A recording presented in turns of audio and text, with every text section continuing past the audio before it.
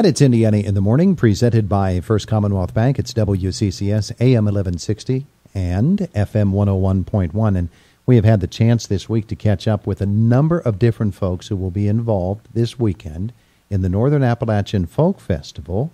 And there are so many different angles from which you can approach this event. And one of those is from the children's angle. And Kathy Abbey Baker is with us from the Children's Advisory Commission. And Kayla Fuller from the Evergreen Boys and Girls Clubs. Good morning to both of you. Good morning. Good morning. It's good to have you both with us once more. Kathy, you folks are going to be very busy this weekend.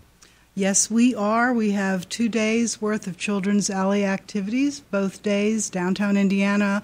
We will be located on the intersection of 6th and Philadelphia Street, and you'll be able to tell because you'll see this great big bounce house right in the center of the intersection. So that's Children's Alley, so look for Scooby-Doo. I believe it's going to be the big Scooby-Doo bounce house, and that's where all the children's activities will be located. Really? Scooby-Doo will be there? Well, Scooby-Doo bounce house. Does he say Ruby-Dooby? Yeah. Or something like that? All right. And Kayla, Evergreen Boys and Girls Club is making this all possible.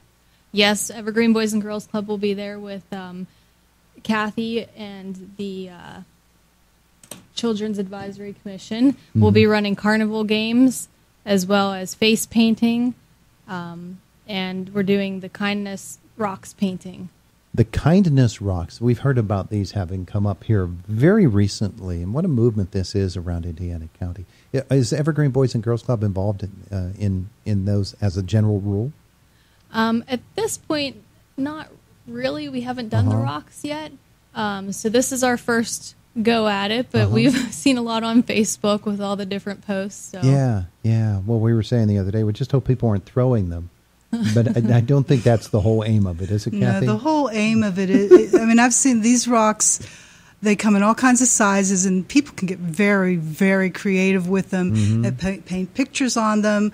The kindness part of it comes in people writing inspirational phrases on the rocks, and you put them in different locations hoping to surprise somebody. Yeah. So, and then there's the Kindness Rocks on Facebook. There's also Indiana PA Rocks on Facebook, which we're kind of affiliated with that for this part of our activities on Saturday.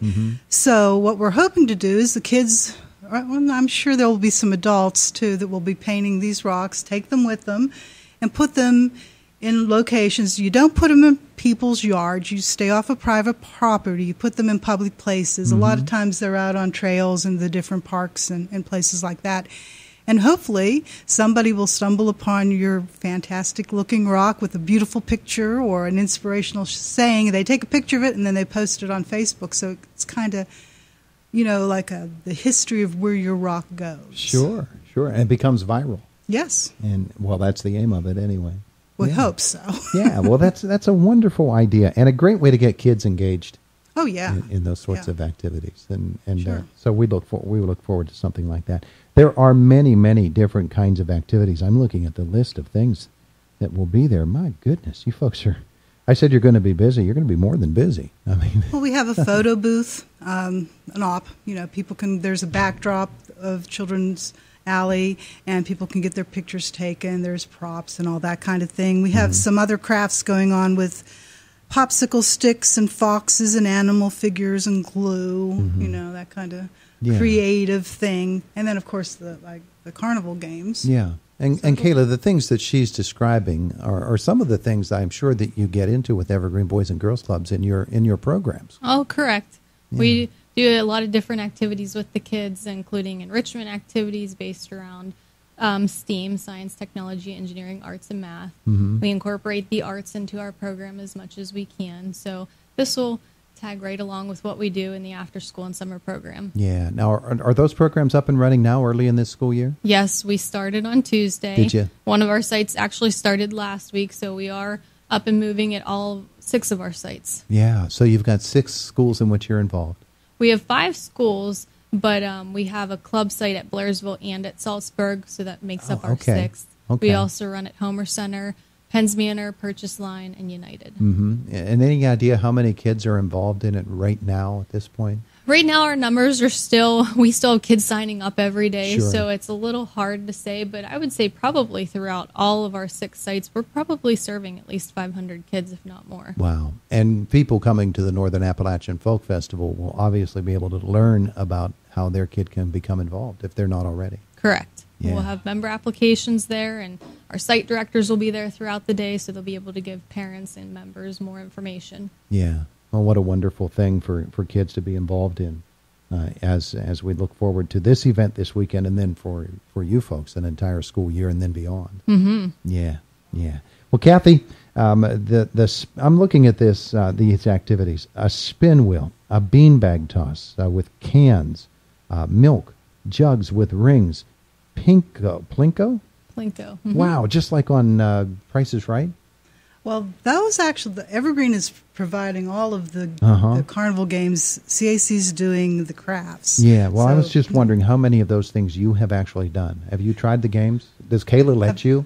Well, she's let me play Plinko a couple times, Has she? but I'm not that good at it, so I have to defer and let those kids play it. Now, she probably lets you play so she can beat you over and over. Yeah, she's pretty good at it, I'll tell you. But you're going to be doing some good crafts for the kids. Yeah, I think it'll be fun, and the weather's going to be perfect. We'll also there's going to be a juggler there on Saturday at 1 p.m. Doing a little juggling show, and the Indiana Free Library will also have a tent in that area. They will be doing Appalachian stories and songs and just general library information.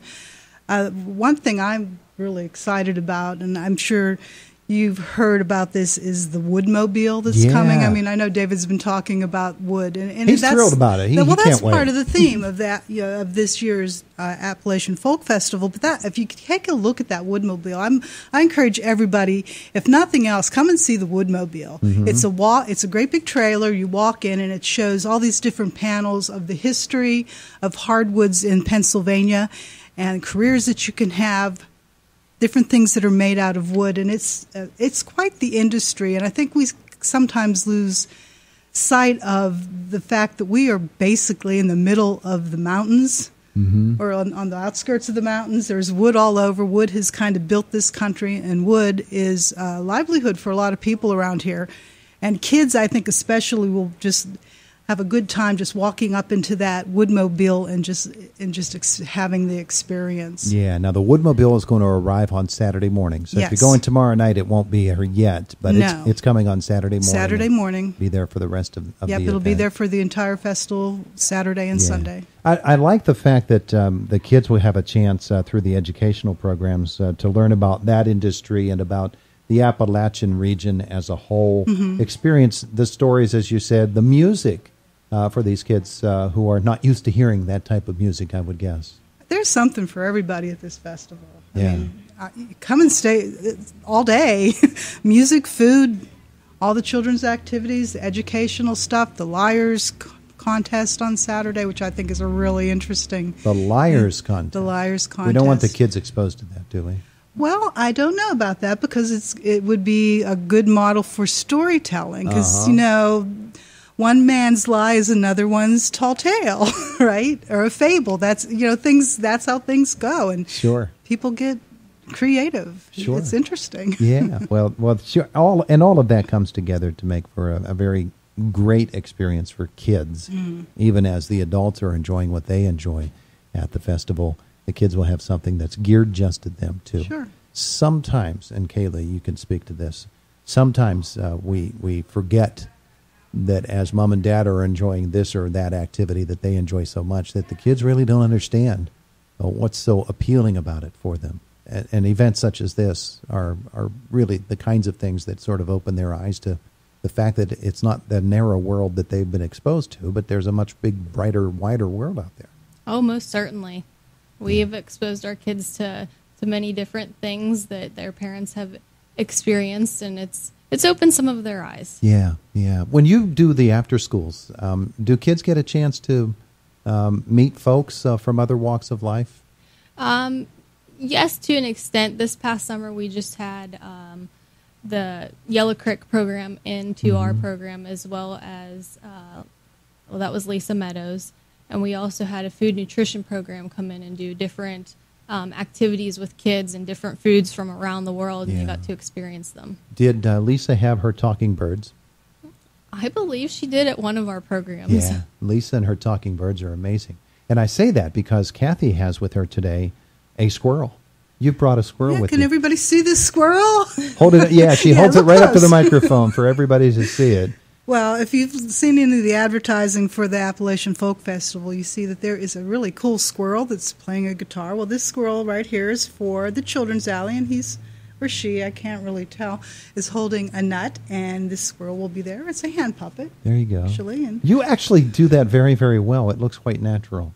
well, it's my baby. Yeah. There's going to be a fox and a rabbit, too. Is that right? Yes. Wow. We're also going to have Rex the Ready Lion from the Health and Human Services Subcommittee will be on hand at different times throughout the 2 days to entertain the kids and bounce in the bounce house. So fun for the kids, fun for the adults, fun for everybody this weekend at the Northern Appalachian Festival. The Folk Festival is happening. Actually, the first warm-up event is tonight with the film The Last Raft, put on by the Amplified Church, which they were talking about it earlier this week. It sounds like a great, great documentary film. It is, and I'm going to go because I want to see the vintage footage because I guess they were filming it when it's a tragedy. I mean, there were lives lost, and they were filming it when it happened. And you know, again, years gone by, people did rafting down the river, like hundreds of people on a raft going down the river. Today they wouldn't be allowed to do it. Would be against some kind of regulation. But